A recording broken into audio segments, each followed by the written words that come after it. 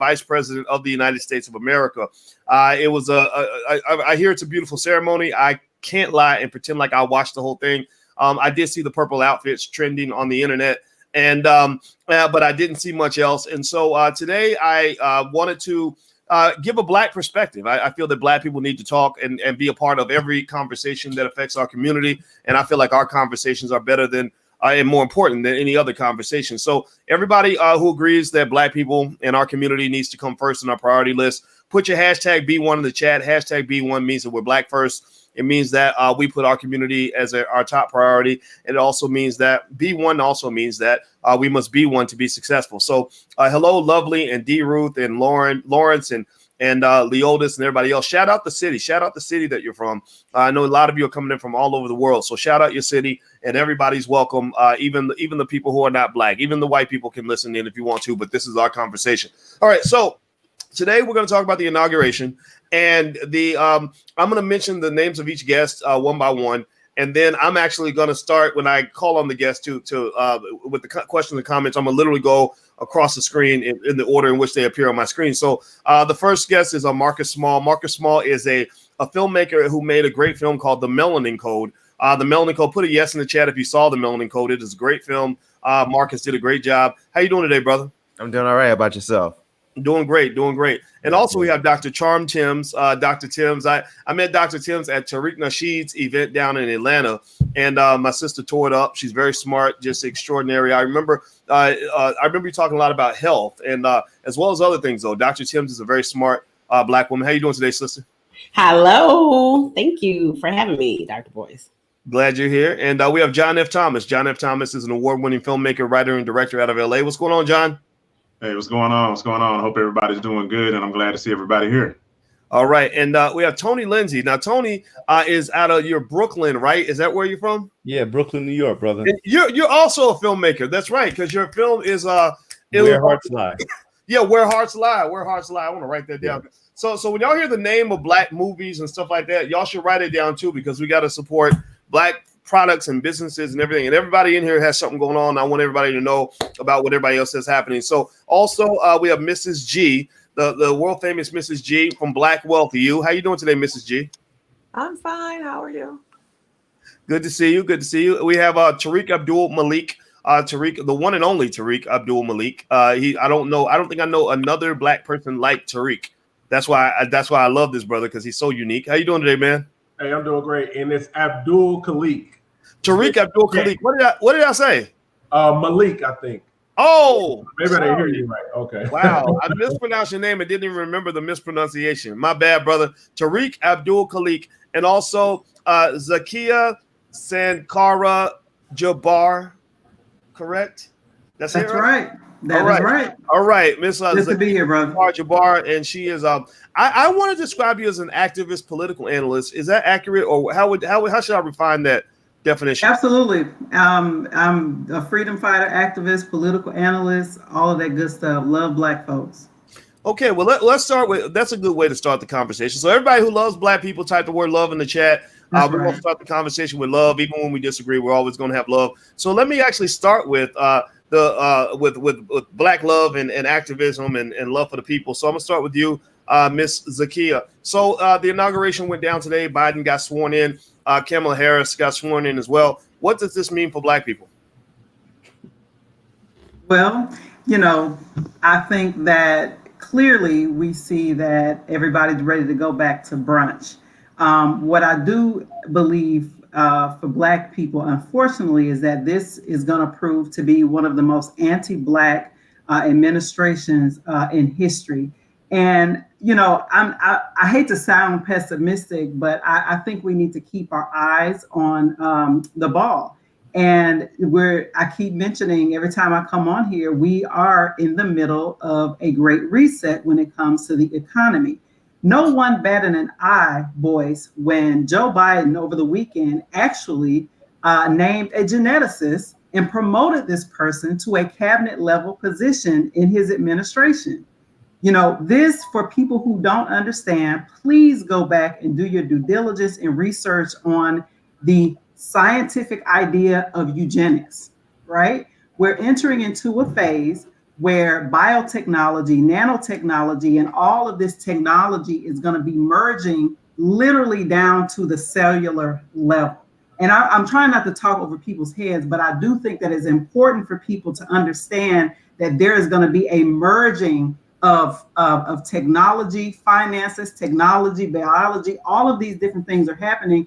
And it's also known as the fourth industrial revolution. And Black people, by and large, honestly, boys, we're not talking about this. Even our smartest people, I've been looking at them, economists, people are not discussing this, and it is very serious. So I think that this, so I'm legitimizing my point that, and people can go back and watch this video in 4 to 5, 10 years from now and say that sister said that this would be the issue. Okay, so Tariq Abdul Malik, or Khalik, not Malik, Khalik, Tariq Abdul Khalik. Miss Zakia just said that this would be an anti-Black administration. Those were the words she used. Do you think that you think that's true, or what do you think about the Biden administration? Well, I think a lot of identity politics will definitely be used because they'll be promoting, a lot of Black people to certain positions and holding them up as icons when these Black folks don't really do anything for you. And you can see the identity politics playing already at the inauguration, because I think a lot of people were wearing, I believe it was Chuck Taylor's, because Kamala Harris was wearing it. And, she was wearing some type of necklace. So everyone's got the same pearly necklace as her. So it's almost a celebrity of Kamala Harris.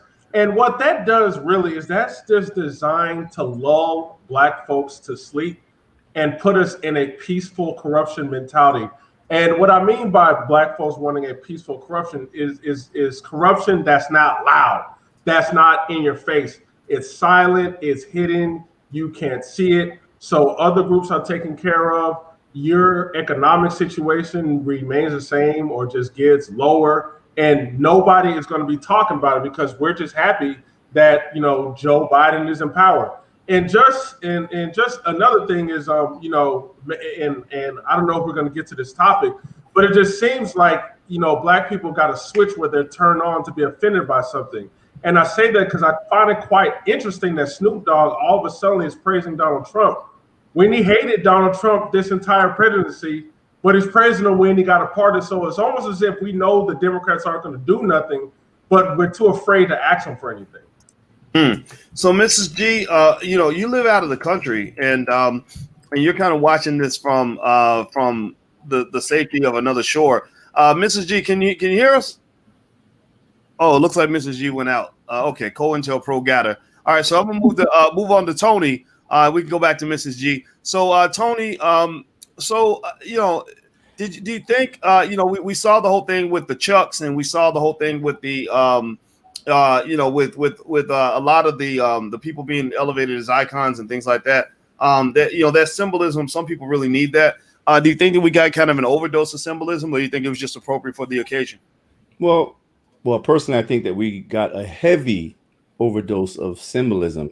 And unfortunately, I think that in this society, we've been conditioned, especially as Black people, to view symbolism as some form of tangible progress.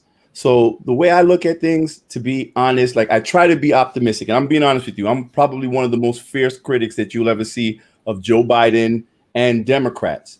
And, I want to be honest because, we're speaking to, a diverse audience. And do I want Joe Biden to fail?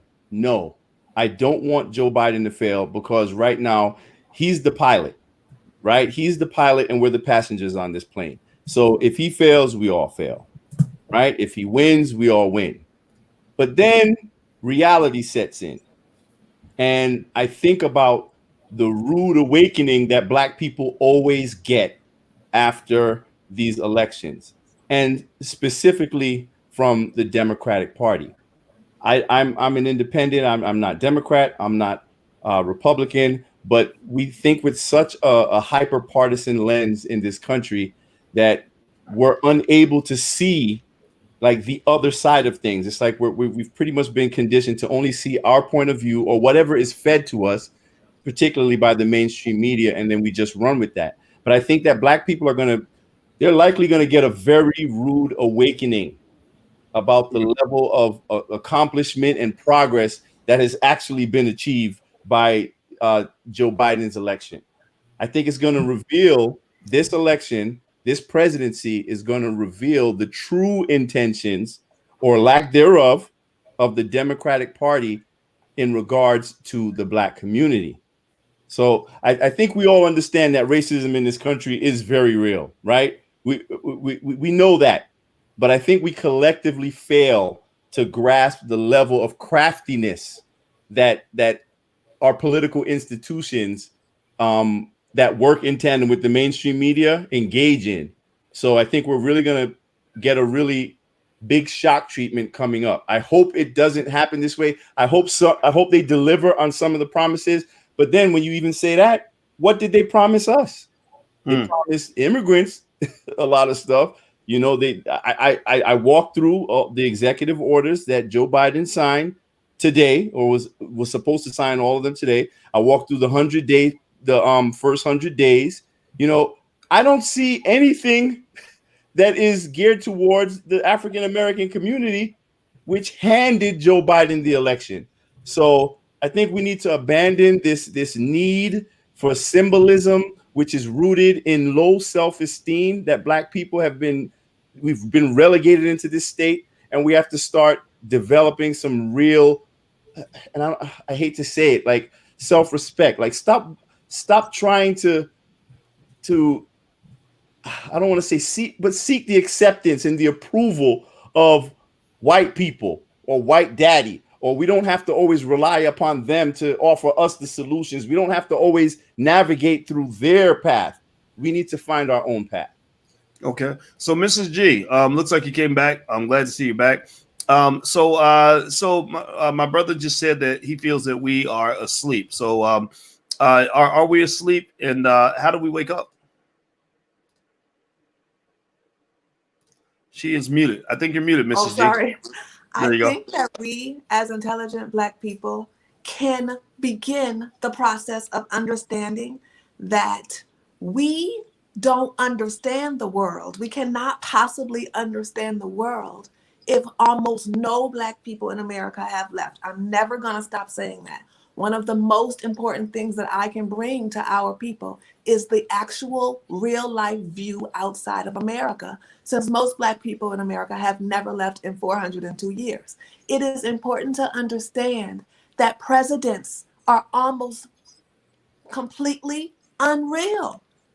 The concept of a president is almost completely fake. What we have presidents for is a face and a symbol for each nation. And although that is real, it's not really the president making decisions for the people. It is time for Black people to understand that this goes beyond the president. Like the first lady said so elegantly, we have to understand that there is a scientific war against us. Right. We're in a scientific war. We have scientific problems now. This is going way beyond your one president and your one nation. We have the global leaders making plans against us. And it is important to understand that as Black Americans, the plans have to affect us first. We have to be dealt with first. Before all other people, we are the world's consumers. We determine the prices of everything in the world. We determine how other people react to America. Most Black people, the small 13%, we have this much influence based on how we react. And if we're not ready, we're going to be more and more enslaved while we blame Biden. We can blame Biden, but this is a global problem. It really is. It has almost nothing to do with this little puppet that we call the president. So John F. Thomas, what do you think? I mean, did you watch the inauguration? Were you impressed with anything that you saw today? Was I impressed? No, I wasn't impressed with anything. The only thing that it's funny, out of all the stuff that they were talking about, we have to crank down on the security. We have to make sure, basically just traumatizing and scaring people. These white supremacists are going to come and they're talking about doing this and they're talking about doing that. And the reality was that America's first priority is protecting the president. They're going to make sure that nothing happens to the president. So this was all fear mongering. They were trying to emotionally sway not only black people but everybody on over to their side, and it worked in a large portion. I've been seeing people, my neighbors, jumping for joy, like, oh, Inauguration Day, and I was just looking, okay, all right, but I was not impressed at all. It went off without a hitch. A lot of people, a lot of symbolism that we saw. Kamala Harris being the VP, the black girl, I forgot her name, but she gave a beautiful poem. Black pastors coming up and preaching and all of this and giving the prayers. So I mean, it was very symbolic, and I feel like that's the thing that they just keep doing to just give us that symbolism. Hey, we're together. We love black people. Look at all these black people we got up here. But in turn, really giving us nothing of substance in return, just empty symbols. Huh. So Marcus Small, I know in your film, The Melanin Code, you talked a little bit about codes of racism and how those in power that want to seek oppression, that they operate, with strategy and in order to control the minds of the masses. And then they ultimately don't just control your mind, they control your body and your money and everything else. What's happening in terms of codes? Like as you made the Melanin Code and you were thinking about all these, just everything from how symbolism is used to control people, how intimidation might be used, how structure and strategy is used to implement a racist policy. What do you see in terms of what's happening in the country over the last, say, 2 to 3 months? I would have to say that everyone is on code except for melanated people. I think we're the only ones that are not on code. And when I look at this, it was a glorified, let's be honest, it was a glorified pep rally. They had bands, it was a parade. And by the way, let's go on. If this inauguration was the most white, I guess, like, it reminded me of the colonial days when there was a marching band that was coming out. I think it was like the army or something like that. I was in the band, so this is why I referenced this. It was a marching band that came, they played their song and whatnot. And then there was another band that followed behind them. It looked like they were literally about to go to war in the Civil War. So it just looked very, as diverse as it seemed. It was still very early American days, like our founders or whatnot. So it was just, I don't know. It's just saying, and to go back to what Dr. Boyce was talking about, the code, like I said, everyone was on code except for us. I think that we are the biggest, the race that, I think we're the race of sheep. This is what I think. And I think that everyone else are like shepherds, and we keep getting bamboozled and we keep falling for the hype. We keep falling for trends, styles. And listen, I'm the first one to say I'm in fraternity. I'm in Alpha Phi Alpha fraternity. Kamala Harris is quote unquote my sorority sister. So I get it. I get the intrigue. I know the pearls. I get all that good stuff. But when are we going to stop falling for the okie doke? That's what I have to say. And I think we should now is the time where we're either going to get on code or we're going to stay off code. And I think this is, I think somebody mentioned this. This is going to be the term where we realize, I think I was hoping that Trump's term was going to make black people, melanated people realize that we weren't on code, but it didn't happen. I think this will be the term. Okay, so you think this will be the term. So Dr. Charm, do you think, I heard earlier, I think it was my brother Tony that was talking about, it's going to be a wake-up call for us. I feel like the alarm's been going off for about 50 years. Like it reminds me, when you get up, when you don't want to get out of bed and the alarm, your brain becomes immune to the alarm and you sleep through it like 30 times in a row. That's true. I'm a little skeptical. I don't know if, you can't wake up a dead person. And I wonder sometimes if we are psychologically just dead, just in a coma. What do you think it would take to wake us up, Dr. Charm? What are your thoughts on that? A very wise man and hero of mine once said, the white liberal is the worst enemy to America and the worst enemy to the black man. And that man went by the name of Malcolm X. We have been fooled by this liberalism. This entire inauguration, which I did not watch, was a ceremony without substance, in the words of Dr. John Henry Clark, may he rest in peace. And, Biden's inaugural address, he talked about white supremacy and addressed some of these racial things that have occurred, and so did President Obama. But as you look at the executive orders that were prioritized and started this afternoon. He's already gone back on his campaign promise. Sean King tweeted about it, that he went back on his campaign promise about addressing policing and mass incarceration on the first day. He's talked about rejoining the World Health Organization, the Paris Accord, the Keystone Pipeline, talking about immigration and starting an 8-year path to citizenship for 11 million undocumented immigrants. All of these things have been addressed in executive orders today. And the people who put him in office, had it not been for Detroit, had it not been for Philadelphia, had it not been for Atlanta, this man would not be in office. And this is the thank you that we get. And we are continuously being used. Yes, we need to be on code, but we really need to understand political savvy and sophistication, because at this point it doesn't exist. Yes, I will agree. Michelle Obama's hair was laid. She looked wonderful. And, Kamala looked great. And what is that going to buy me with no reparations? What is that going to get me with mass incarceration, with in many cities, 2 Black women for every 1 man? I got friends here with master's and doctorate degrees, a good Southern women with no husband. And so these, we're dealing with socially engineered issues. And yes, the ladies look great. I'm not going to say Michelle Obama weave was not laid to the gods, but what good is that going to do me when Michelle is sitting up there with her husband and Black women have no husband? Are fighting for our rights. Black men over here incarcerated. What good is going to be with some Chuck Taylors and pearls if we have no substance? He's already gone back on campaign promises on day one. So that's already setting the tone for what's going to happen for the next 4 years. We have to be dispassionate and be acerbic and have some political savvy. We have not learned from what occurred during the Trump years. We have not learned from the Obama years. The problem is, to your point, sister, is that these people have not changed their playbook. At this point, we have to take some responsibility for our own behavior. I am also an independent. I did not vote for Joe Biden. In no way in hell I was going to vote for Joe Biden, because clearly he was running on "I'm not Trump," literally. And let's be very clear.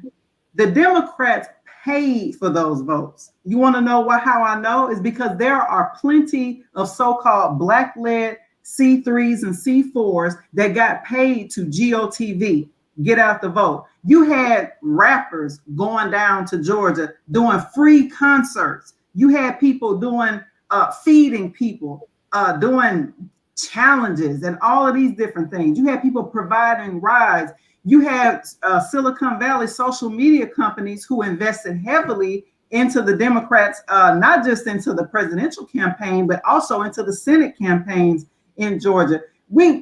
I agree, we are not politically savvy in terms of the masses, but I also think we need to point to the fact that there is clear exploitation happening within our community. If you have a community who is economically dispossessed, and somebody is coming with free food, somebody is coming with free this or free that, and you are in a position where you need it, of course you're going to register to vote and go vote, because they are actually giving you a ride to go vote. And you're doing a wink. Okay, I got you. I'm going to go vote for this person.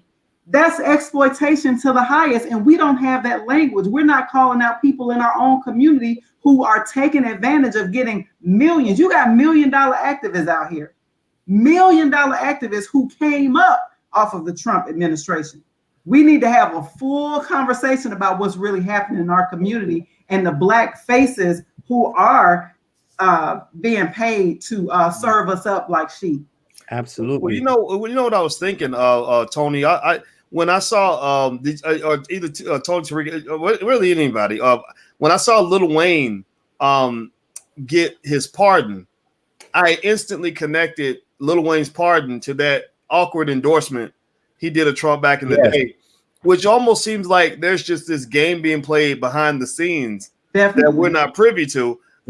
Tony, what's your take on some of that in terms of people being paid to become what I call them Negro managers? Right. You have Black leaders and you have Negro managers, and they're paid to manage us like the way you manage Burger King employees. And I'd be curious to know your thoughts on that. Yeah, I think that it was very obvious actually. And if we were paying attention to the news lately, you would see that Donald Trump was actually offering pardons for $2 million a pop. So I think it makes complete sense now when we see the Lil Waynes and the rappers or whoever it is kind of giving these like weird endorsements of Trump. But I think this is also indicative of the larger problem that we face when it comes to the quote unquote gatekeepers, right? There's a certain class of Black people that is allowed the keys to the gate, right? To the gate of the corporatist element, to the mainstream media, the access that they get to the elite class. And these people are set in place to keep us at bay, to keep us controlled, to keep us calm, to keep us dumbed down. And, and to what Zakia was saying, we've been falling for this for a long time. And it's the same playbook over and over again. And I think that the fact that we're seeing this same playbook, it shows the complete lack of respect that they have for us. And, they don't even respect you enough to even appeal to your intelligence anymore. I mean, we get what is it? Booty to the polls and twerk on Washington. Right. That's how they appeal to our level of political sophistication as Black people. So so it's really about educating us and let's like making this. We need more civic education. You know what I'm saying? Yeah. But we can't depend on this education system in this country. That's why listen, I'm about to take my son out and start educating him independently, because this is really getting terrifying what I'm seeing in this country. Well, how many of you, let me ask the panel, and by the way, everybody who's watching, please hit the thumbs up button. Take 1 second, hit the thumbs up button, because we're trying to build Black media. And let me show you why we need our own media. As you hit the thumbs up, subscribe button, and all that stuff, let me show you guys why I think we really need some Black media. And I would like to get I'd like to get the take from some of the ladies on this. This is that Black Lives Matter video that they put up where they were celebrating Dr. King with a twerk on Washington. That was literally what they said. They said, we're going to twerk on the Capitol. So they had a video. They got over 1 million views of a woman twerking on the steps of the Capitol. I can't make the image bigger. I'll try to get a bigger one in case you want to see it in supersized. But anyway, so she's twerking on the Capitol. And this was, and what was interesting is that this was not just, a random person's Instagram page. I mean, this is Black Lives Matter, which is has been made by white media to be the face of this Black liberation movement, which obviously I'm sure many of you would object to that. It is. So I'd like to actually, I want to run to you, Dr. Charm, because Mrs. G, you spoke on this very eloquently, and I feel like it's important to ask the ladies about this first, because as a man, you kind of freeze up. Like, okay, am I impeding on your freedoms as a woman by saying that I'm not comfortable with a twerk on Washington as being the way to celebrate Dr. King's birthday? So I'll start with you, Dr. Charm. When you saw that video, did you see it when it first came out? Did you hear about it? I saw it, and look, I have been doing African dance for over 25 years. This is twerking comes from the Congolese dance. These are traditional African fertility rites, and I have been known to take a twerk class or two myself, but you will not see me twerking on the Washington Monument. Washington, who had slaves that escaped on his birthday and taking their teeth and pulling them out and wearing them for his own. It's insulting. It's disgusting to Black women. I'm not surprised that this is Black Lives Matter that put this out, because they have such a diversion in their message. They don't even know what their message is. They're begging Biden for a meeting and can't get one.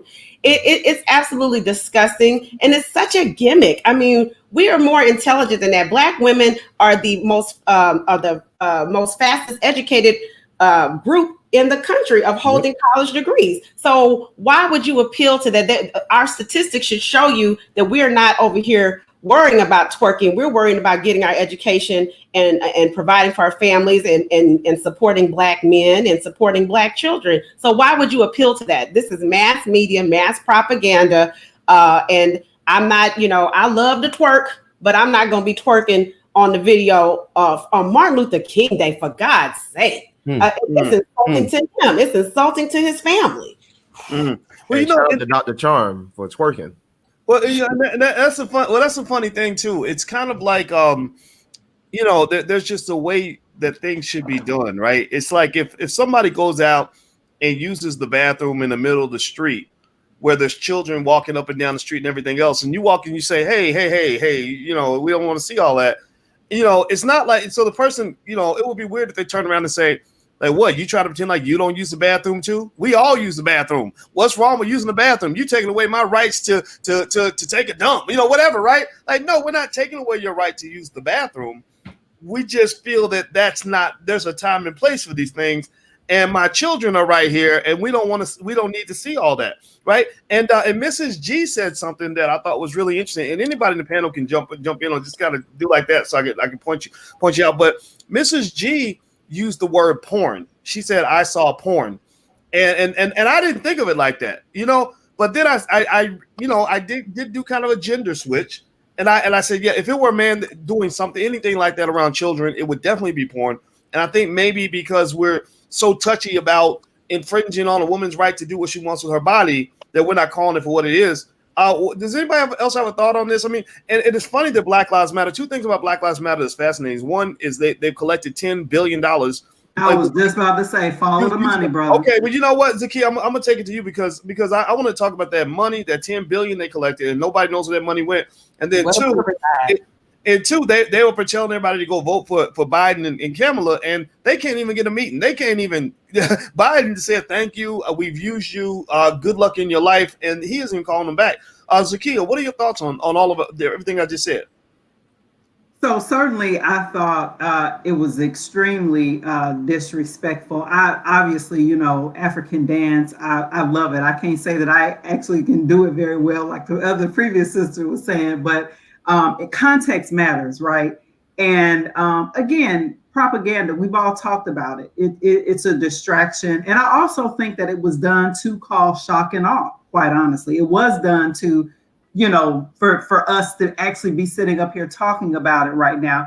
But again, as I say with everything, always follow the money. This is a global economy, and it's all about keeping certain people in their place, distracted, right? Talking about this instead of keeping our eyes on the prize, which is in terms of policies and practices that our community needs and deserves. This thing with this twerking, I think is absolutely ridiculous. I think that it served a purpose that, you know, to get us off our mark and to make sure that we're not asking for the things that we need to ask for from this particular administration. And is also a sign to, yeah, let's get back to party. Trump gone now, you know, all we got to do is twerk it out and everything gonna be okay. The other thing that I would say too is connecting the dots here. In terms of following the money, when I was talking about those $1 million activists, every single one of them endorsed Biden at the end of the day. Every single one of them, you know, use their platforms to get out the vote for a known sexist, white supremacist, and everything else. Biden has a 47-year history of being anti-Black, and these are who these so-called people who are advocates for our community told us to support. I can't take them seriously at all. Zakiya, can you take us down the rabbit hole just a little bit? I actually want to do a double question with you on this. Can you name some names in terms of people that you observed who you felt were part of this whole, you know, pay for activism thing? I think it's important to name, you know, that we start really pointing these things out so that at least people kind of know what's going on. Does anybody kind of stand out to you in particular? We all know who they are. I mean, we're talking about Black Lives Matter. So certainly Alicia Garza, who I actually know people who are actual organizers in the Bay Area, particularly in Oakland, and none of them actually knew her. In fact, she actually lived in Marin. If you know anything about the Bay Area, Marin is actually a very rich area. I believe, you know, her stepfather was a white Jewish man. She comes from means, went to a mixed high school, a very wealthy kind of like area high school. She actually has no connection to the community she claims to be representing. And this is from actual grassroots organizers in Oakland. People who are, I'm talking about not the Bay Area. I'm talking about actually in Oakland when it was show enough Black, right? And she is a multi-million-dollar activist, right? Like she is all over the place, completely endorsed by, white leftists and white society. When you think about, who they lift up as our leaders, you see her everywhere. And this is not about hating. This is not about, like, you asked me a specific question. It's not about like trying to throw another sister under the bus. As I said at the very beginning, I love Black people, but I need to be very clear that I love Black people among us, the most of us who are dispossessed in this community, who are marginalized, right? I'm talking about folks who grew up like me, where both of my parents were impacted by the crack epidemic, right? I grew up rough, from Cleveland, Ohio, and was raised in the rural South. So I have very lived experiences that are much different from hers. And so I have a different view of the world, where a white liberal in that sense would not be able to use me in the same way. And just to add on to that, I'm going to piggyback off of Ms. G about personal responsibility inside the Black community, because one has to ask, how does actions like this keep happening inside the Black community and there is no backlash? Because I'm going to be honest with you, I'm looking all across the internet, and there's very few Black independents that's really talking about this issue, especially with the twerking. But what's interesting is that none of the mainstream Black media is talking about this. It's almost as if it's being swept under the rug, as if it didn't happen. And this is embarrassing towards the Black community when you see this type of behavior, where you got the young sister twerking in front of the, with the Martin Luther King talking, because it doesn't make us look like a people to take seriously. Is because we're always entertaining. And if Black people don't call this behavior out collectively, this is going to keep happening, because no one sees us as a community to be taken seriously. We only take things seriously whatever the media and white liberals say take seriously. So take, for example, let's say Black Lives Matter say, you know what? We are going to work with the Republicans on a certain legislation because the Democrats will ignore us. You would see every African-American upset with that. All the celebrities upset with that. You may even see Google and all these Facebook and social media companies censoring them because it doesn't toe the line. And that's the problem with our community. It's like our priorities is wrong. I want to add on to that. So the thing is, a lot of people that I even talk to, especially like really liberal Black people, they want to be able to do whatever the hell they want and then turn around because they want to act like, oh no, I don't care about how they look at me, how they view me. I'm a human. I should be able to do whatever I want. True. In a perfect world, that's true. We don't live in a perfect world. So we need to adjust to the world that we are living in and how the world has been operating and how it continues to operate and has been operating forever. And also another thing is you want them to allow you to do whatever the hell you want, not really thinking about how other groups of people, how these people are perceiving you. And then you ask these same people, respect me when they try to shoot you dead in the street or when they beat you up or they come in your home and handcuff you when you're naked. Oh, no, respect me, respect. They don't respect you. That's why you're being shown having this image of you twerking and on the Capitol Hill. That's disrespectful, one, on Dr. Martin Luther King Day. And then you're saying, well, I should just be allowed to do that. No, we have to have what T said and what Ms. G said. We have to have some personal responsibility, some personal accountability. And just because I call you out on that, that doesn't mean I'm attacking you per se. We need to be on code. Like this is not allowed in any other community. No other community is doing anything like this, but yet we're asking for respect. It just makes us look ridiculous. It makes us look childish. And it makes us look really immature. And we need to really start growing up, start being more politically savvy, start holding ourselves more accountable. Because if we want power, real power to change things, we have to start holding ourselves with a much better respect to demand respect. Because I don't have to necessarily like this person in order to respect them. Same thing America, how they deal with Russia, how they deal with North Korea. They don't like them, but they respect them. The same with these white people who came to the Capitol. They don't like them, but they respect them. We're the only ones, but we say if Black people did that, oh, we'd be beat upside the head and all this other stuff because they don't respect us. And the things that we do and how we present ourselves, that's why we're not being respected. We have to change all of that.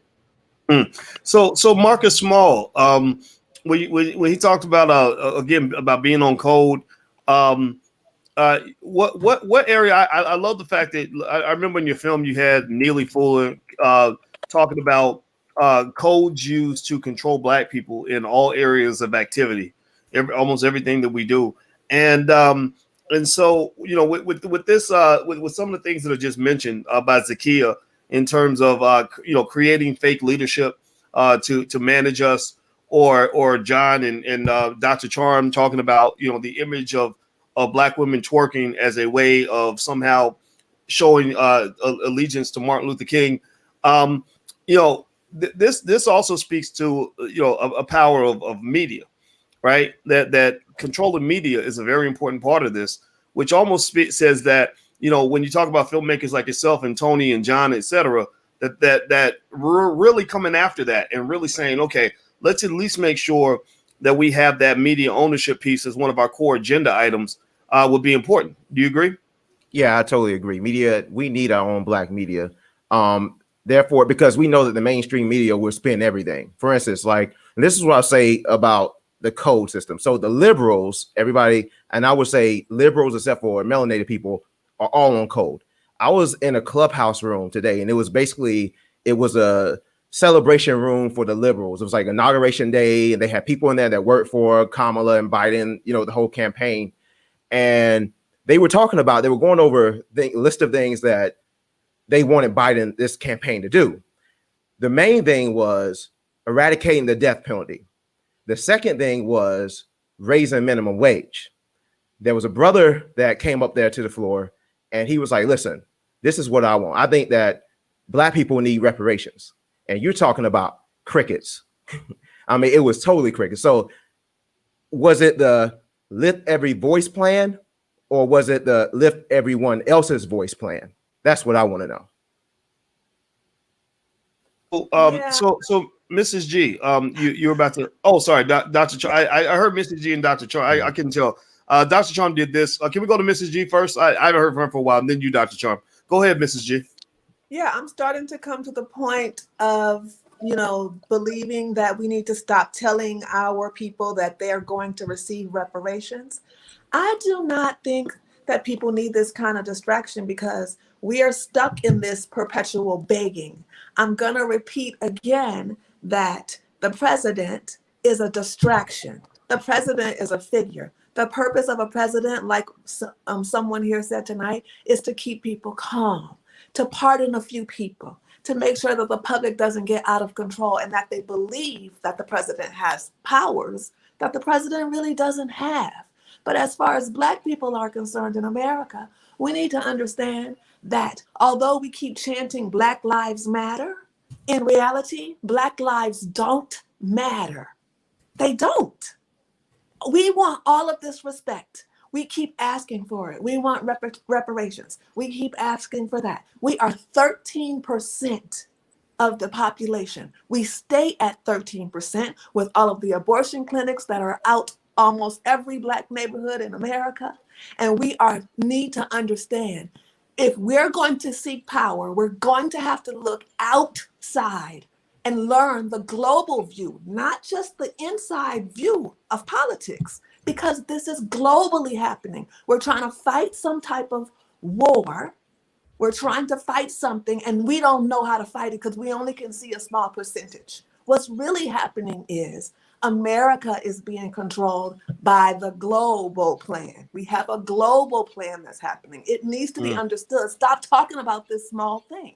And it also needs to be understood that Black Americans are supposed to be slaves. You're not supposed to be free. You were brought to America to be a slave.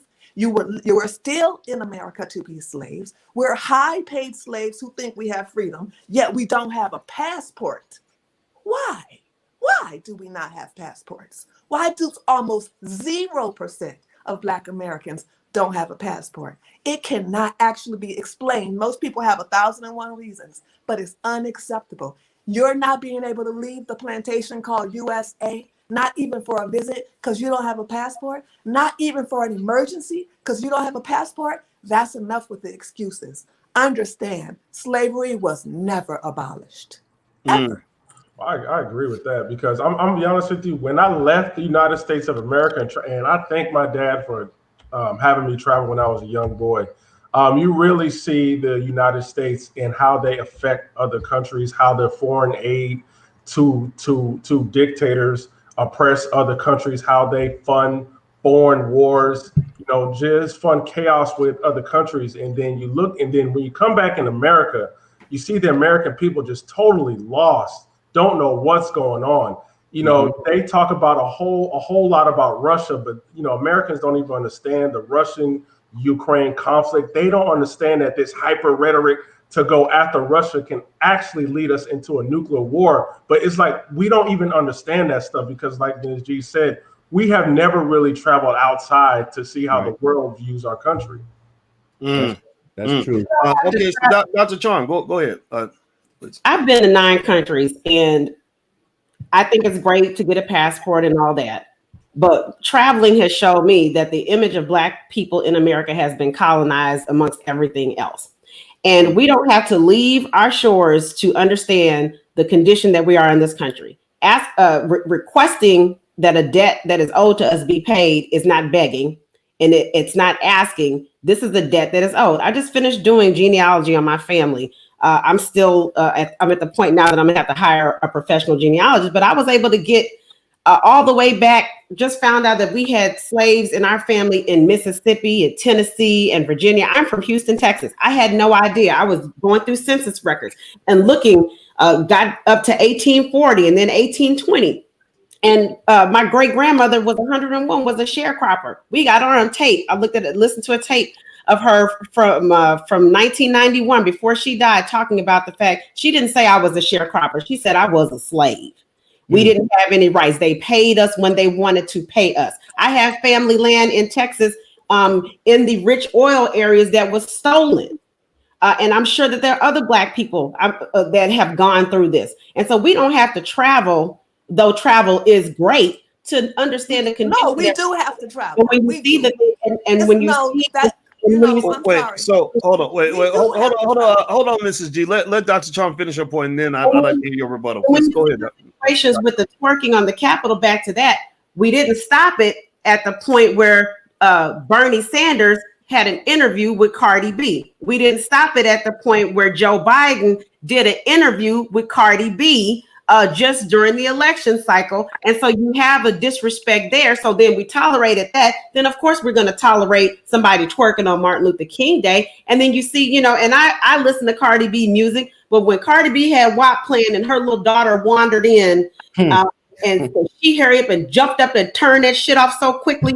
So I just say that to say that, and even Oprah, I think what Oprah said, she went to South Africa and one of the guys called her in, what up, my nigga? And she's like, and he's like, I see this on TV. And this is going back to Donald Bogle and the images that are colonized, that are coming out of Hollywood, that are coming out of America, of Black people, that is broadcast globally across the world. And when we travel, they think we all behave that way. That's true. Okay, Mrs. G, you stop it where it started. We have to nip it in the bud where it starts, because that isn't the perspective of Black people. That isn't how we behave. I wasn't raised like that. Nobody I know was. Okay, Mrs. G had something she wanted to say in response. It looks like she's frozen. Mrs. G, can you hear us? No, I'm not. I'm shocked. I'm not frozen. When I say travel, I am being very specific. I'm talking about leaving the American continent. I'm not talking about going to the Caribbean. I'm not talking about going to Mexico. I'm not talking about going to Canada. And the reason why this is so specific is because Black people are literally afraid of crossing back over the ocean. Really afraid of going back over the ocean. It's not just a phobia. It goes deeper into karma. There is something really fearful about us leaving that continent. Not just America. And you literally do need, you don't say, I don't need to travel. I don't need to go off the shores. I don't need to live abroad if you've never done it before. Well, I don't think, Mrs. G, I don't think Dr. Charm was saying she doesn't want to travel. I think she was saying that a lot of these things you can also see even if you didn't travel. But I think she agrees with your point that traveling does matter, right? She said that we don't need to leave our shores. And I said that you don't have to leave your shores to understand the condition of Black people in this country. I speak I don't think she's speaking anti-travel though. I speak 5 languages fluently, and I have traveled to 9 countries. I just came from out of the country 2 weeks ago. Okay. I've been to Africa, and so I'm not saying that we don't need to travel. I think travel is wonderful, but to say that we have to travel to understand the wretched condition that we are in this country is absolutely ludicrous, in my opinion. Okay, let me finish, please. Can I finish? I have traveled to over 80 countries. I have lived outside of America for 22 years. While I also lived in America, staying in touch with America while living outside of America for 22 years. There's a reason why they have something government funded by nations all over Earth called the exchange student. That is not for fun. That's not to go to somebody else's school and kick it for a year. You have an exchange student to increase the intelligence of the people in your society. The actual intelligence, your wisdom, and everything. I also speak 5 languages very fluently, and they're not Latin languages only. I speak Asian languages also. I speak a little bit of Arabic. I happen to have a very good grasp on what it's like to live outside of the United States. And living is much different than a 10-day trip. In reality. And I agree with that, right? So I think that what you're both saying, it sounds to me that the more experience you have, the broader your perspective, the more you have insights on what's happening in America, which I think you will both agree on that. I almost feel like it's not a contest, right? So we can move on that. That's not what I'm saying. That's not what I'm saying. And I really think it's important to make this clear, because people argue with me constantly who've never left or lived outside of America that it's not needed. It's not just about experiences. It's about being able to compare. It's about being able to see the huge contrast. It's about having enough time pass to know that after years, the police never came after me. Years. You don't know that on a trip. You don't know after years that you never feared for your life. You don't know that after a few days. You only know that after years. There are some things you're never going to be able to know unless you have spent years, decades even. You can't just say, I went, I saw, I got the t-shirt. Okay. So what about let's go deeper into that then. Tony, I haven't heard from you for a minute. I'd be curious. Okay, so Mrs. G makes a valid point about the importance, or at least the opportunity that we have to live in other countries. And I agree with that point. You know, I have not been in another country for more than 6 months at a time. But even then I noticed a difference, but years at a time, there are people that do that as well. Why do you think that there aren't more Black people who just pack up and go? Like, what do you think it is? I mean, you know, we do have a birthright here, right? This is our country too. We built this, you know, so that's an argument. But also, it almost seems that some of us have that mental block, that we think we can't fly farther than, you know, Detroit or Los Angeles, that we actually can't just keep going and go to another country altogether. What are your thoughts on that, Tony? Well, I think it's a combination of both, but I also think that when you look at it, it's like sometimes we can only go as far as we see or what we're exposed to.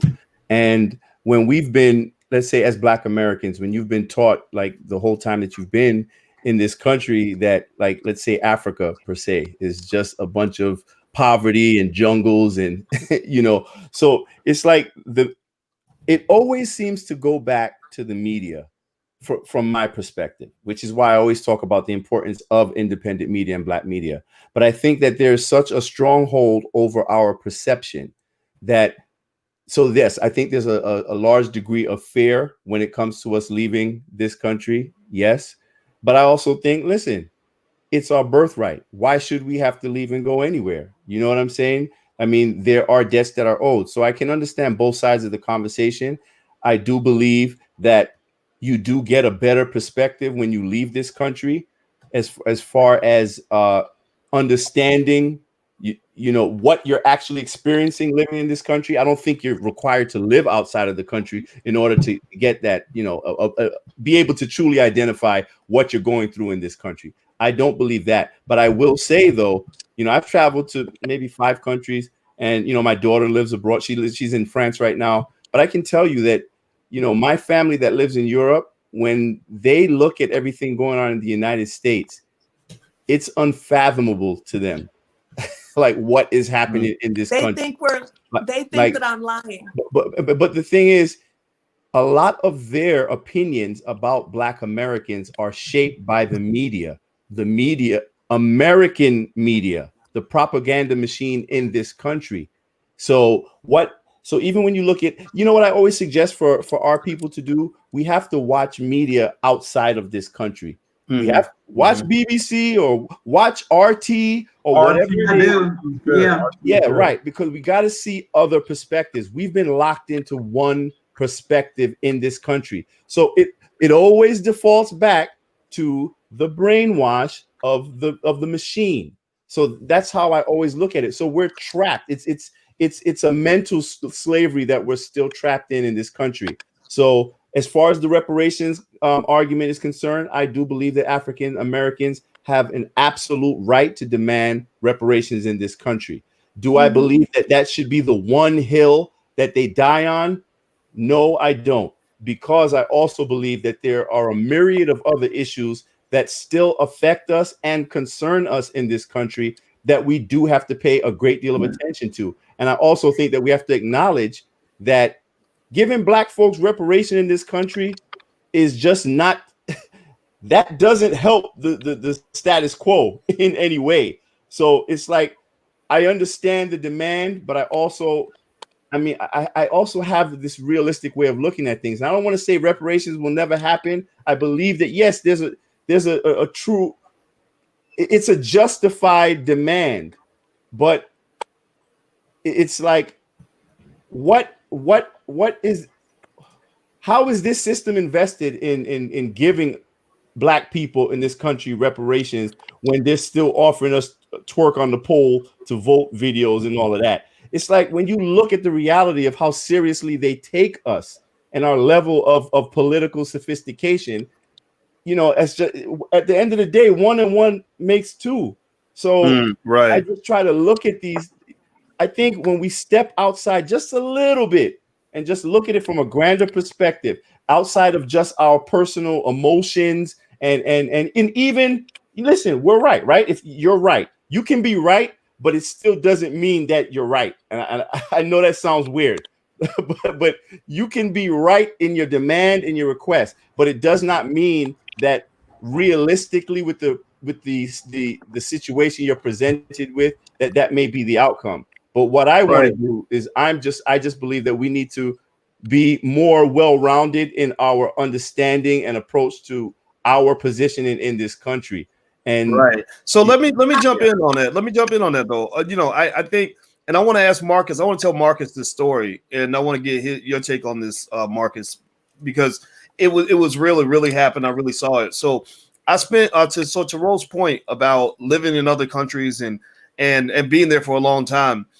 There are so many things. I mean, you don't know when you have a blind spot until you see the blind spot, until you're actually on the other side of that. So I went to Germany. It's about 2006, and I did a little research thing over there. I was there just 6 weeks, so it wasn't years or months, but it was 6 weeks. And when I was there, the whole time I was there, every time I turned on CNN, there was this war. At that time, the Israelis had gotten mad because I guess the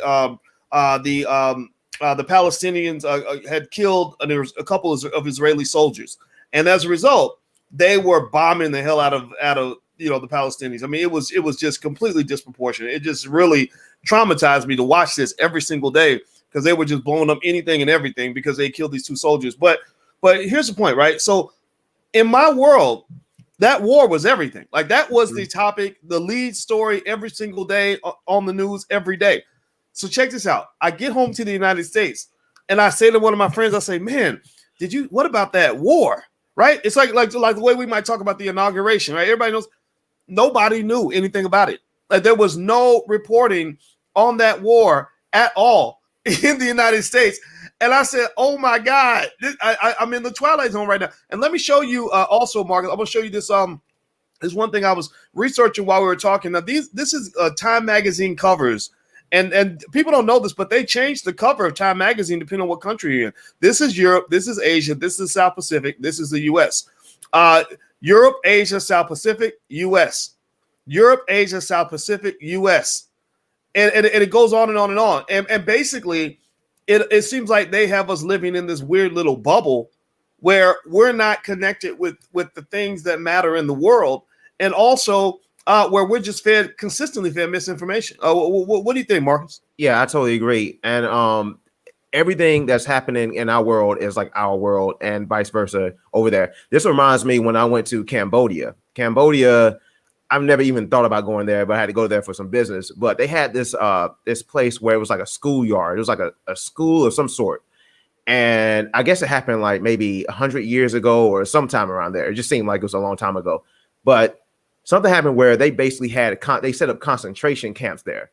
And it was horrific. They still had the old clothes of people dying. They had people chained to the bed. You know, the pull-up bars. They had pull-up bars where they would hang people there and beat them and stuff like that. And over there, that was like the worst thing in the world to them.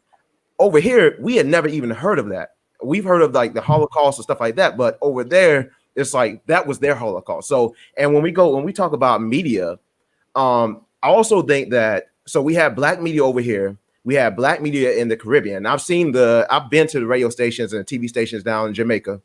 Africa, I've never been to Africa, but I want to go there too. What we need to do as melanated people is we need to start cross-promoting and start cross-producing, because I feel that in Jamaica, the quality isn't the best, but they have good content, but the quality isn't the best. So why not have someone that's from America that has great quality, ship them to Jamaica for a little while and train them, and vice versa? And because I can learn stuff from Jamaica. Like I have an actual like a freelance camera operator that does music videos in Jamaica, and he is like phenomenal. It's ridiculous how good he is. Very talented. They just don't have the equipment. So this is why I think that we need to have a global web of media, not just video, not just newspaper, print, stuff like that. But I'm talking about everything that encompasses media, because I feel that as melanated people, we can all learn from each other, and I feel like that's the only way we can get deeply rooted within our own culture as well across the globe. Because if you go to Africa and they think that everybody is like Madea, talking like Madea and Cardi B, then that's null and void. That's not good for us as a race. But they need to know that there's a Boyce Watkins, a Neely Fuller, or some sort like that. So that's how I feel. I feel like media, especially melanated black media, should all come together, and we should have conferences. I believe that. I believe that we filmmakers such as ourselves, that those that are on this panel, we should go to these other countries, Canada also. That are really not considered like non-black, but they have a lot. I've gone to Canada, like Toronto. They have a lot of black people there. So why not? Let's just celebrate each other and let's learn from each other. Therefore, we can circulate our own news of that sort. Okay, so let me ask Zakia. How do we, circling back to Biden and Harris and everything in between? How do we go from being upset about our condition to actually kind of challenging the politicians? I hate politics. I don't like being involved with none of that. I did something with the Obama administration a few years ago, and it annoyed the hell out of me. But I do understand the importance of it, and I know that you have an understanding of the political system. What do you think are some basic things we might want to do as a people in order to make sure that our voice is heard moving forward? Absolutely. I think that we need to learn how to use leverage. I think we had a huge missed opportunity this time around, you all, a huge missed opportunity to use the leverage. And I have to say, in terms of the census, as you all know, we just did one in 2020. Our vote is actually going to, especially with Biden's plan on immigration, keep in mind, our vote is going to become less and less and less important. And we're not thinking futuristic. The other sister vibing with me in terms of this global economy. We do live in globalism. Like, we're entering into the fourth industrial revolution. I am going to keep saying that because Black people need to be very clear, and they need to read and do research. We're in a quarantine right now in many places, right? Please use that time to read. I'll share here really quickly, and I'm certainly going to get your question, Brother Boyce.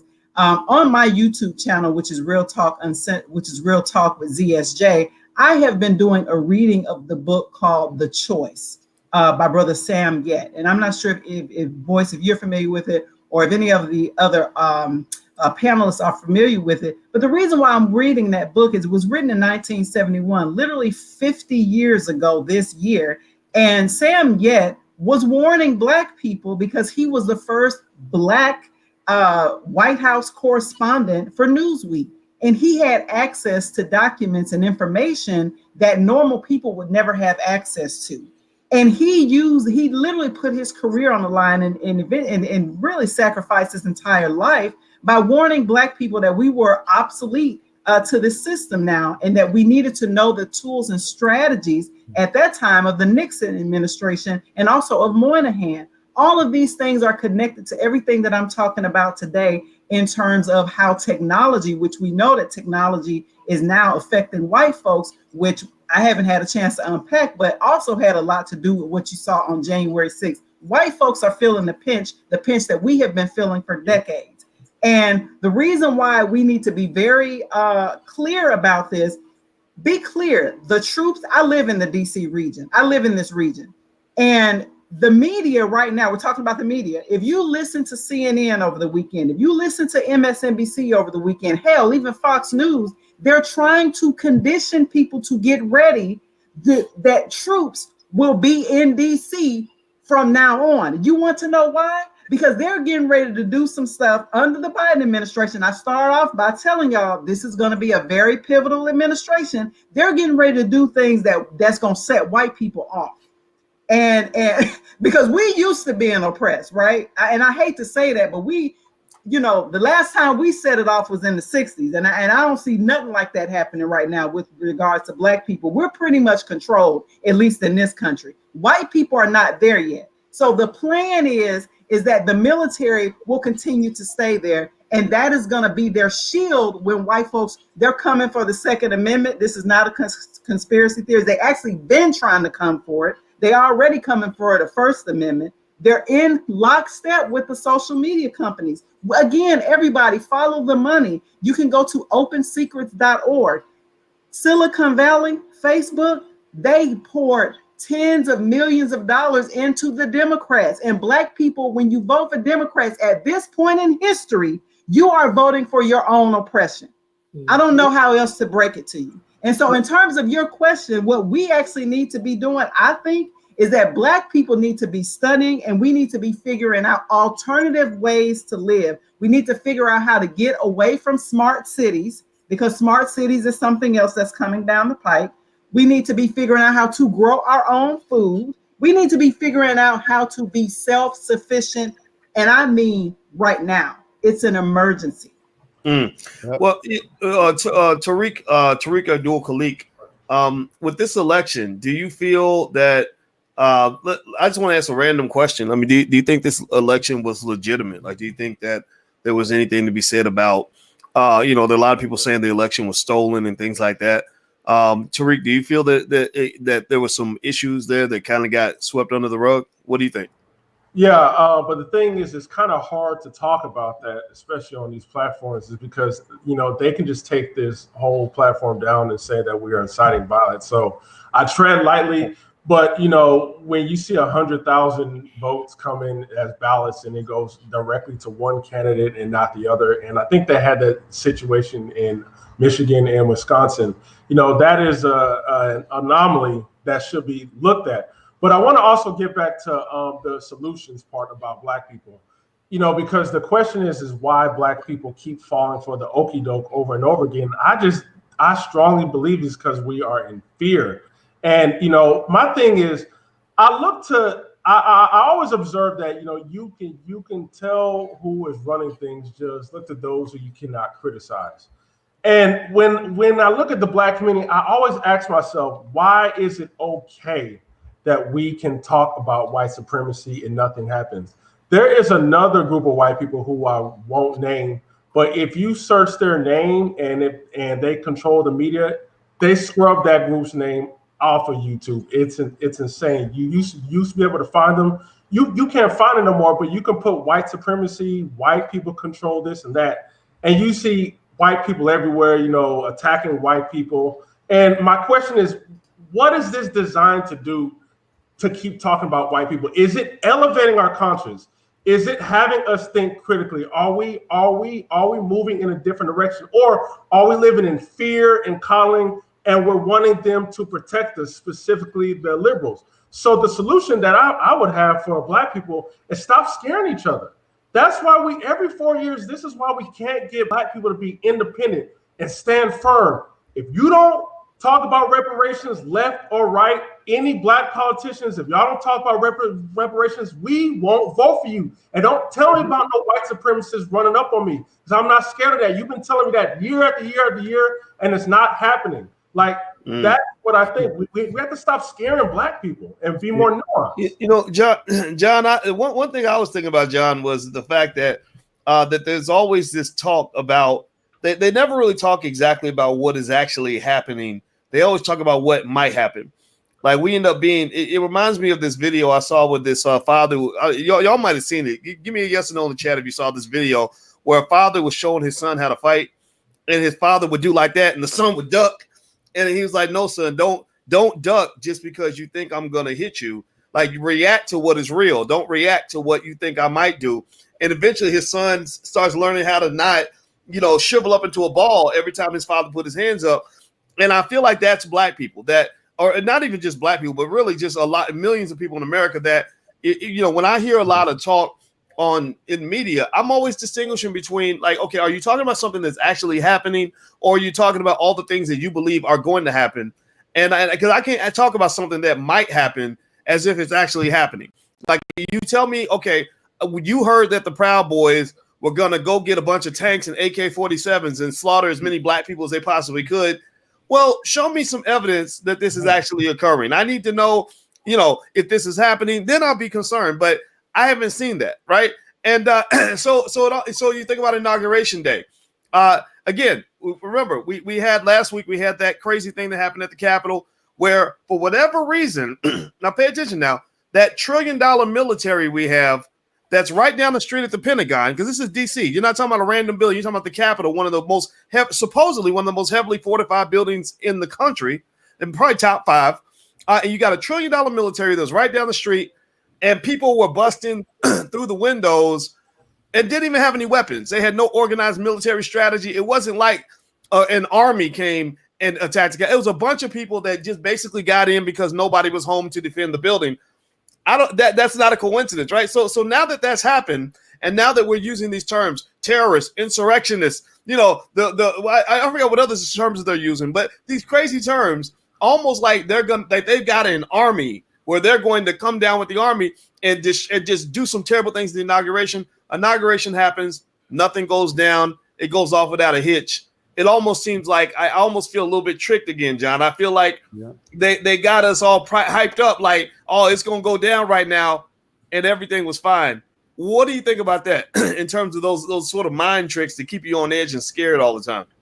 Yeah, it's basically like Stockholm syndrome, right? So they want us to believe that the Republicans are the enemies. Every year after year after year, they try to tell us, vote for us, don't vote for the Republicans, because if the Republicans get in office, we're gonna have those white people, they're gonna come in, they're gonna hang you, and they're gonna shoot you, and they're gonna do this, and they're gonna take away your jobs, and they're gonna do all this and do all of that.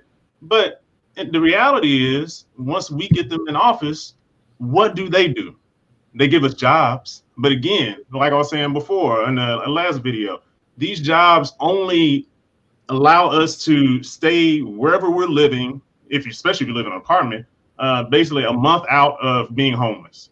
That's all it does. They are not generating wealth within the Black community. They know what the issues are, and they know that there are guns being dropped into these cities, like Chicago, for instance, where there's a lot of gun violence. Because think about that. If all this gun violence, where are these Black people getting the guns? If we don't own ships, if we don't own planes, come on, brother. How are we getting these things? So this is like the left wing and the white wing working together to hold Black people back. And here we are voting for our enemy, who is acting like our friend. And this is the same thing that happens over and over and over and over again. And we need to stop doing that. That's why I'm saying we need to wake up, start becoming more politically savvy, politically conscious of how they are playing with us, playing with our emotions, to vote for them when they don't even care about us. All these years we've had Bill Clinton in office. All these years we had Obama in office. None of these weed things have been expunged. We still have black men in jail, black women in jail for using weed. None of this stuff has been solved, but yet we still voting for them to do other stuff. All right. Okay. So let me I'm hearing a little bit of an echo, so I'm gonna have to hit the mute button because I don't know what the noise coming from. There we go. All right. So everybody, we got an all black panel. We're talking about the inauguration and what happened, what's going to happen with the Biden Harris administration. I want to take 1 second to remind everybody of the importance of us building black media. So if you could do a couple of things, one, hit the thumbs up button, share, subscribe, all that stuff, because we're competing against the narrative. We're trying to make sure that our people have a chance to share our voice in addition to all the voices that are out there. Number two, when you hear the outlet that is connected to the individuals that are on this platform, a lot of folks smart folks on here that have great platforms and have made films. Zakia has a wonderful YouTube channel where she does amazing work. Please support them. Go hit that subscribe button on their channel. Write down. I'm giving you homework right now, but you're going to do your homework in class. Write down their platform so you can go support Dr. Charm and support Mrs. G and Tariq and John and everybody else, because that's really important. So I'm asking you to do that. I hope that you can give me a yes in the chat to confirm that the message came through loud and clear. So the last thing I'm going to ask the panelists to do before we head out, we've been talking for a little bit, is I'd like each individual on the panel to kind of give us some closing remarks, something that we can walk away with, maybe 90 seconds of Black Power, so that we can walk away feeling good and strong and accomplishing something, and maybe even a specific step that we could take. It's up to you guys to decide how you want to use that time. But I'll start with Mr. Marcus Small, maker of the film Melanin Code. Marcus, what will be your parting thoughts, brother? I would have to say, actually, a lot of points that were brought up today were actually in the film, The Melanin Code. John just brought up the whole thing about guns being distributed in our black neighborhoods. Dr. Boyce, you actually brought that up in the Melanin Code. Like, where are they coming from? The drugs and the guns can be traced back to the cartel in Mexico. That's how deep it goes, especially when it comes to Chicago. So I would encourage everyone, I know this is a shameless plug, but I would encourage everyone to go to view the Melanin Code. You can go to themelanincode.com, because what this documentary is, it's an instructional video and it's full of solutions. That's what we need. And it makes you think. So I'm not just giving you the blueprint, but also, and the people that are actually in the film are giving you the blueprint, but it's up to you to make decisions. It's up to you to think about it. So I would encourage everyone to do that. We're all about solutions. Now it's time to move forward. Trump is out. And by the way, I have one more thing to say.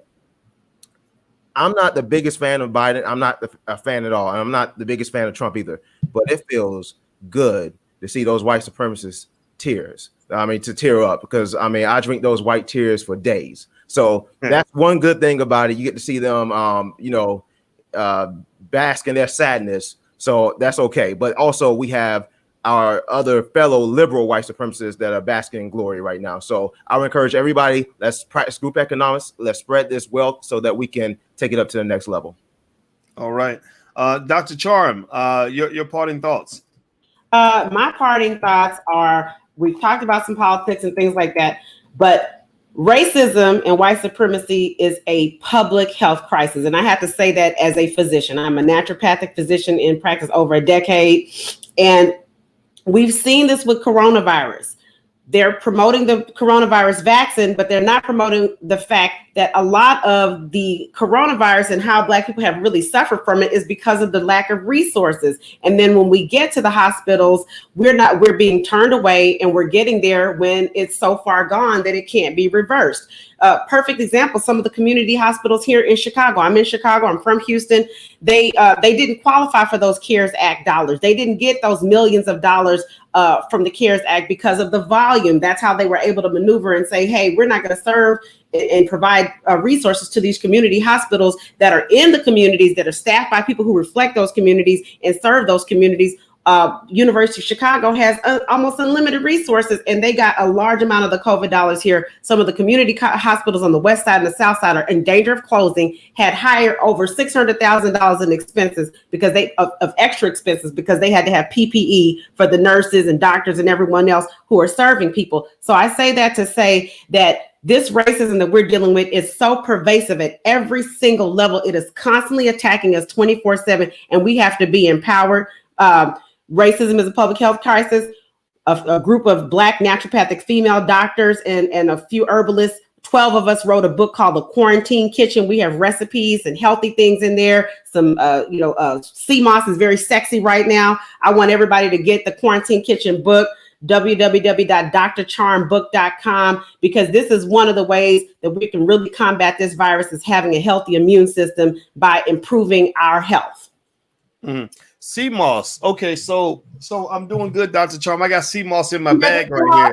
I don't keep hot sauce in my bag because hot sauce will kill me, but I got sea moss in my bag, so I'm doing okay. I get a thumbs up. Actually, hot sauce is really good for you. It has cayenne. Cayenne is helps with circulation. It opens the blood vessels. It's good for mucus and breaking up mucus. So let's not sleep on hot sauce. They come from Africa now. Come on now. Okay, all right. Well, thank you, Dr. Charm. Thank you. Okay, John F. Thomas. What are your parting words for us today?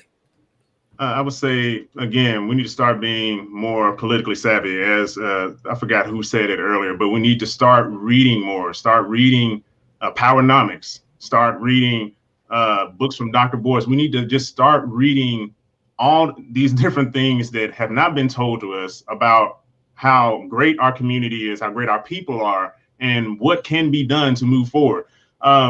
We have to start demanding. Don't just ask for jobs, demand money for our Black businesses, building our industries, resources for our communities, giving us reparations, freeing our Black men and women and children who were put in jail due to weed possession, when white people are now building industries in weed and making money off of it, selling it the same weed to the masses, and they're becoming wealthy off of that. Holding Black politicians accountable and not just taking a check just to keep up the status quo for white America. And all these things that if these things are not given to us by these demands that we have made, because we have saved the Democrats' political asses time and time again, if they do not deliver on this, then we are withholding a vote. And I know somebody asked, like, well, what do we do? Do we vote Republican? I don't know, maybe vote Republican. Or if you don't want to vote Republican, if they're not offering anything, then we're withholding the vote. It is a quid pro quo. If you cannot deliver anything to our community, every other community practices this. The Jewish community practices, the Asian community practices this, the Hispanic communities practices. That's why they are getting their immigration policies pushed basically first, because they did a quid pro quo. You do something for us, we do something for you. You take care of immigration for us, we vote for you. And we're the only ones that just like, oh, we need to vote because we need to save everybody. No, screw that. If y'all don't want to save us, then everybody's screwed. How about that? Because we've been living in hell forever already. We've been living in hell for over 400 years. I don't mind another 4 to 8 years of living in hell, because nothing really changes for us. It just changes for everybody else, and they try to make us feel bad. So if that's the case, if you can't do anything for us, then hey, everybody suffers. That's fine. Until you do right by Black people, everybody suffers. So that's why we need to start focusing in on us.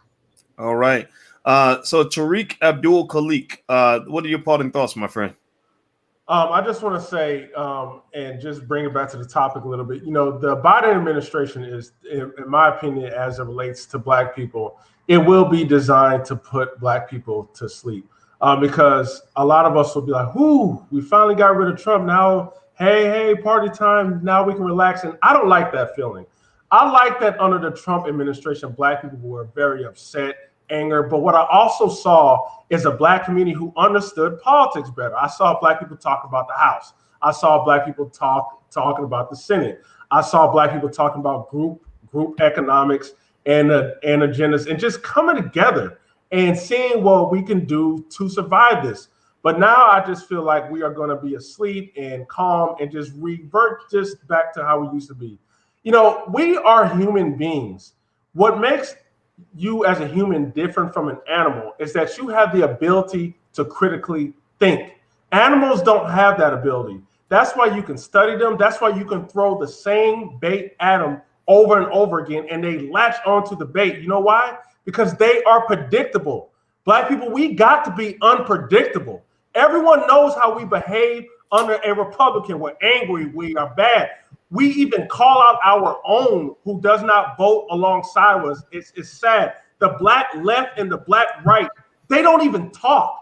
I don't even know no other platform besides this one where you have notable black left, black conservatives, and black liberals coming together and talking to come up with an idea. They don't even do that. We're acting just like how these white liberals and white conservatives fight. And that's what they expect us to do. So, I just want black people to just break out of this la la land. Stop being so comfortable and predictable and become unpredictable. All right. Excellent words. So Mrs. G, I passed the microphone to you. What are your final thoughts, ma'am? Well, okay, so my voice is a little strained, so I'm going to go back to my normal home voice. But the main thing that I wanted to say is that media is pure lies.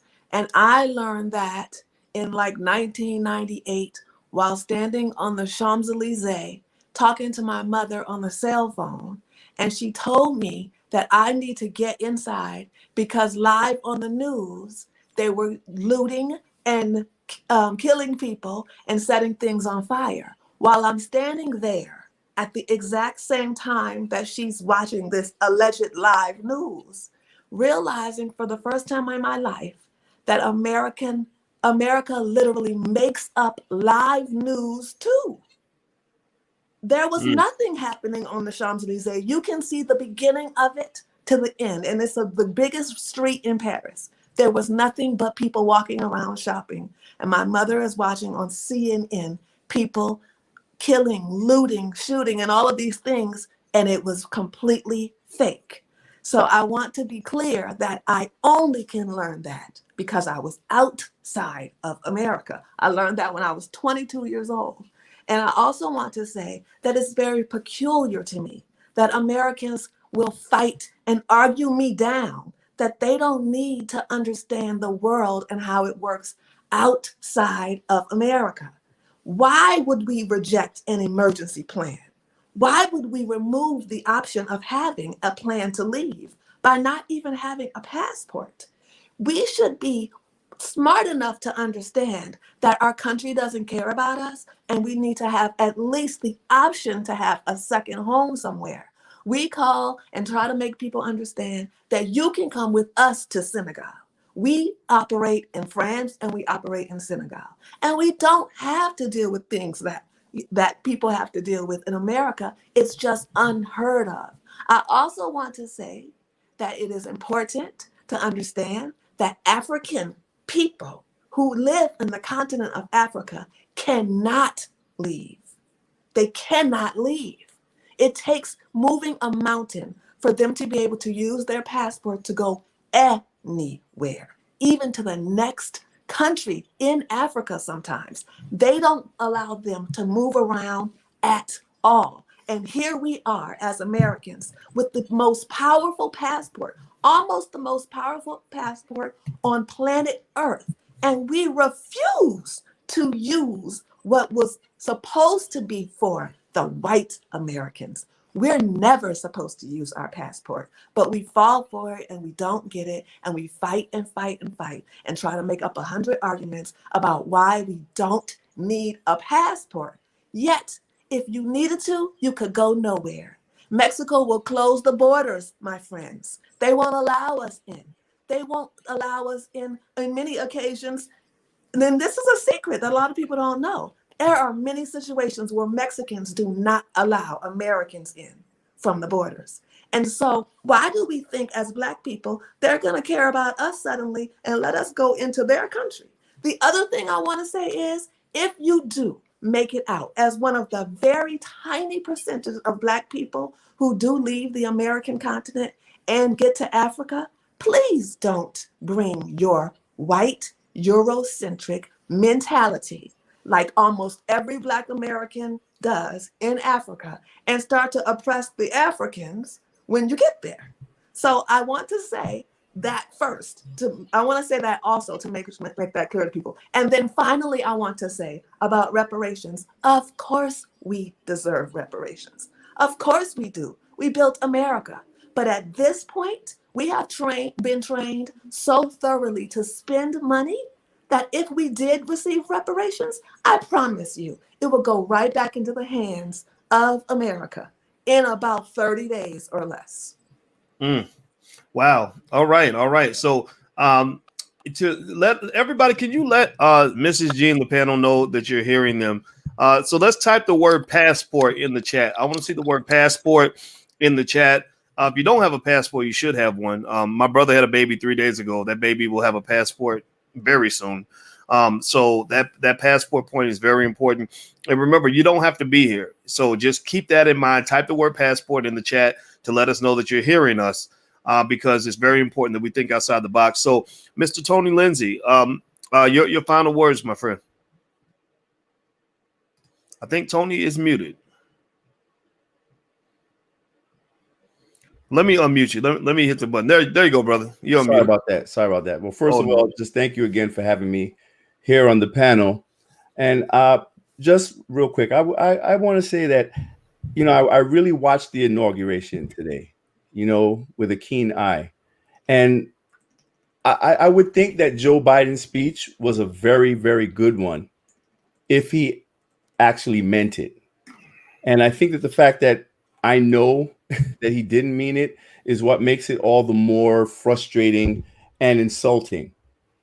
And I think probably the most annoying part of watching the inauguration, while, we try to remain hopeful, but the most annoying part to me was watching the media try to manipulate our perception of what was really happening, and also playing on our fears, like from the body armor that they had. They kept talking about the body armor that certain Congress people were wearing, yet Joe Biden wasn't wearing body armor, or Kamala Harris.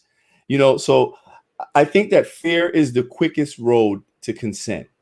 And as long as you have people afraid, you can pretty much get them to act against their own interests and do whatever you want them to do. Beginning with begging your own government to take away certain freedoms from you. And there's one thing that we should all know about our government is that once you give up your freedom, they're not very good at giving it back. So I think the Democratic Party has been engaging in a decades-long campaign of lowering the bar of Black people's political intelligence. And I think we really need to reclaim our righteous minds. So thank you once again. All right. Excellent point. Okay. Reclaim our righteous minds. So everybody type the word reclaim in the chat. We're going to reclaim our minds or type no fear. That's what I got from what Tony said. You can't operate in fear. If you operate in fear, then you're definitely going to lose. So we're not losers. We are winners. So everybody type no fear or reclaim in the chat. So Miss Zakia, what are your final thoughts? And I'd love to hear something about your YouTube channel as well, because I want everybody to go follow Miss Zakia, and I'm gonna share your link in the chat. Go ahead, sister. Yeah, thank you, brother, and shout out to everybody else on the panel. I agree with a lot that has already been said. In terms of, my final comments, I'll try to just sum it up with, a few things that I've already discussed. Number one, I think that as a community, we need to get very serious. I'm at the point where I think that Black folks actually need to withhold the vote in 2022 when they try to drag us out again to get our votes. It wasn't even a week before Joe Biden backtracked after he went down to Georgia and told Black folks that if you vote for the 2 Georgia senators, you'll get a $2,000 check. Now he's talking about $1,400. And certainly none of the executive orders specifically targeted us. He certainly doesn't support reparations. We have to get past this idea that representation is enough. The further thing that I think that we need to do in a way that's in love is that we have got to deal with the gatekeepers, the traitors in our community who are paid millions of dollars to speak on behalf of us when they're not speaking on behalf of the majority of our folks. And finally, people need to be very diligent about studying and understanding and making the connections. I agree, no fear. We have to become a people where we're not allowed to be manipulated by fear, because right now that's exactly what's happening. When it comes to 2022 and 2024, I think that, withholding the vote should be an option. Also, voting for other candidates or voting third party. I have been voting third party for the last 10 years now. I actually did not vote for President Obama the second time. I had already woken up to the Kool-Aid. I've been on this program before, and I've talked about, I've actually worked in politics at the local and state level. So I'm not like here on the outside looking in, not understanding the process. I understand the process very clearly, and the process is not working for us. And finally, I do think people should follow my channel. It is Real Talk with ZSJ on YouTube, and my handle there. You can see that for Twitter and Instagram to follow me there, because I am reading banned books that will actually help to elevate our consciousness and help us to make the connections that we need to make in order to make the right decisions for ourselves and our families and our community. So thank you for the opportunity to be here. All right. Everybody, if you could give a digital round of applause to the panelists. I appreciate all of you for taking the time to come and join us today. And also, I hope you are jotting down their platforms so you can follow them and support them. This is where famous people come from. This is where how media is built. You are an important part of this process. You're not just a passive bystander. You are part of the team. We can't do this by ourselves. We are not here to build, super Negroes. We are here to come together so that all of us can win battles together, right? So there is no black leadership stuff going on here. Everybody's a leader. I want you to lead your household. I nominate you right now to be president of the United States in your house. The man, you are the king. Your wife is the queen. And also, I also want you to understand that you have a great degree of equity when it comes to how your life turns out. Now, let me give my quick final thought. I want to share a picture with everybody in the panel. I want everybody in the audience, as you hit the thumbs up button, I'm going to ask you a question. Tell me if you recognize the brother in this picture. Does anybody recognize the brother in this picture? Type, if you know his name, type his last name. You might know his last name. And so I'm gonna give you a second to tell me if you notice who this person is. If you don't notice him, what about now? Anybody know his name? What's his last name? Type his last name in the chat. Remember this? So there you go. There's probably the most famous picture. All right. So that is Officer Goodman. I don't have his first name in front of me. Eugene Goodman. I think that's his name. And Officer Goodman was a very brave individual who somehow ended up defending the entire Capitol all by himself. Even though we got $1 trillion military that's right down the street of the Pentagon that has something else to do apparently at that moment. Maybe they were all at lunch. I don't know. I just I've seen the local mall have more security than that, but that's beside the point. We won't get into that. But here's the thing. So Officer Goodman. Good for this brother. Proud of him for being brave. He served his country. I have a respect for soldiers. So if you served your country, God bless you. I have a tremendous amount of appreciation for that. Now, here's what's interesting. So I happen to be engaged to a beautiful black woman who is an expert on the subconscious mind. And one of the things that she mentioned, and she's not as radical as me, but she did mention this, and she said, they have him on the screen and they're narrating how wonderful it is to be protected by this man. They said, oh, he's protecting us. Look at him. He's protecting us. He's such Officer Goodman. He's such a good man. And so when she said that, when she talked about how this commentator was gloating about how Officer Goodman was protecting all of us, I said, oh, that's meritorious manumission. Dr. Claude Anderson writes about that in Powernomics. Where Black Labor, White Wealth, where slaves were rewarded for protecting white people. Go look it up. It's a real thing. I'm not making this up. And then she also mentioned something about the subconscious mind. She said, oh, that's mind control. She said, think about it. It's perfect. He's a good man. So here's a good man, this black man. We're going to put him in front of you. He's a good man. And if you want to be rewarded, if you want the butter biscuits, if you want to be celebrated on TV, then go be a good man like this man and go defend some white folks. And then we're going to love you. And I thought that was really interesting. And so it made me think about mind control.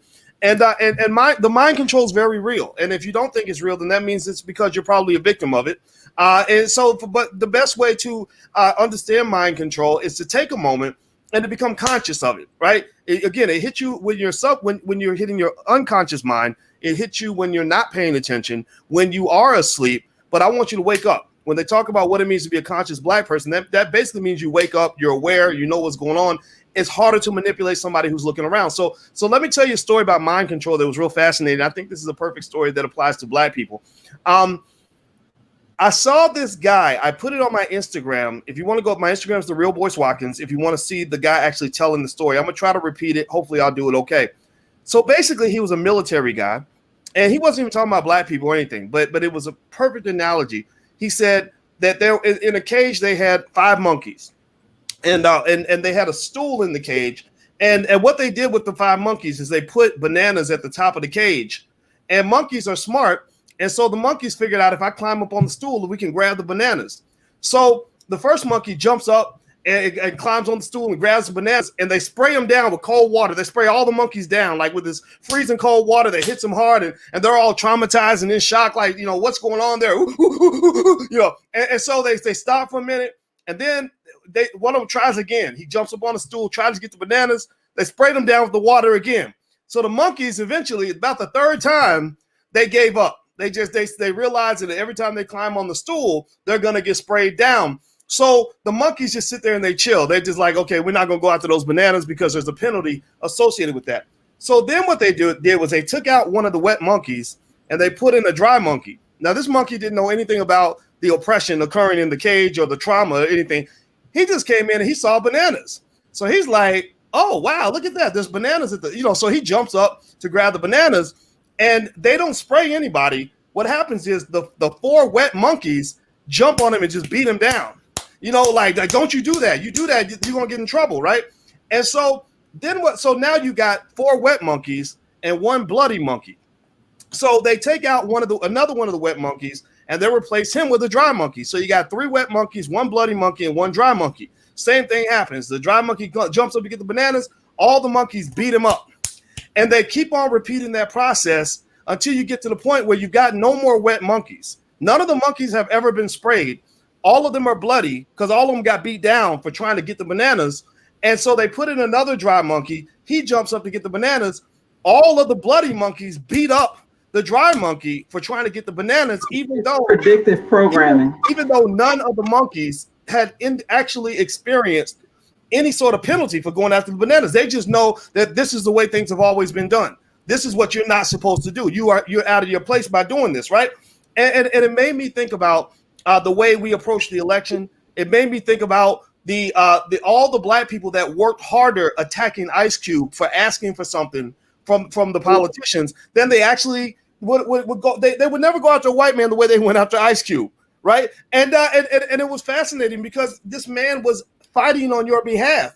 Why at the very least you could have walked away and done nothing, but for some reason you felt the need to jump up and try to punch him out for trying to actually do something for Black people. And I think that the mind control is really deep in our community. And I think that what we're dealing with here is that it's not going to go away. If I were them and this white supremacy thing was working for me, I wouldn't change a thing. And, because they've got millions of people that are going to fall for the same trick every single time. But I think that those of you who get it, those of you who are alert and awake, I encourage you to be courageous and to lead. And that means that when the bloody monkeys come up and try to start punching you out because you're jumping up trying to grab the bananas, you maybe you have to punch back, or at the very least you can ignore those people, right? So what I'm just saying to you is that really doing the right thing, I believe, requires you to be okay with the idea that some people are just not going to like you. Some people are going to get mad at you.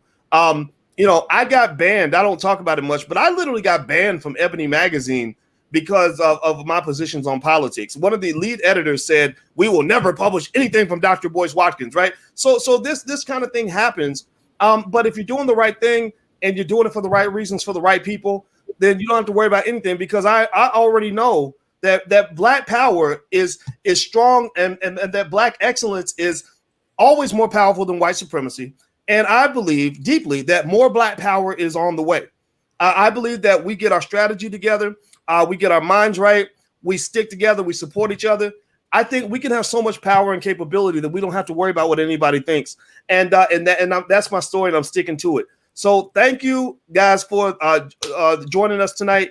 This has been awesome. And please thank the panelists one more time. Hit the thumbs up button on your way out. And thank you very much to the panel for joining us tonight. I look forward to talking to you all very, very soon. So God bless everybody. We'll see you soon. Bye-bye.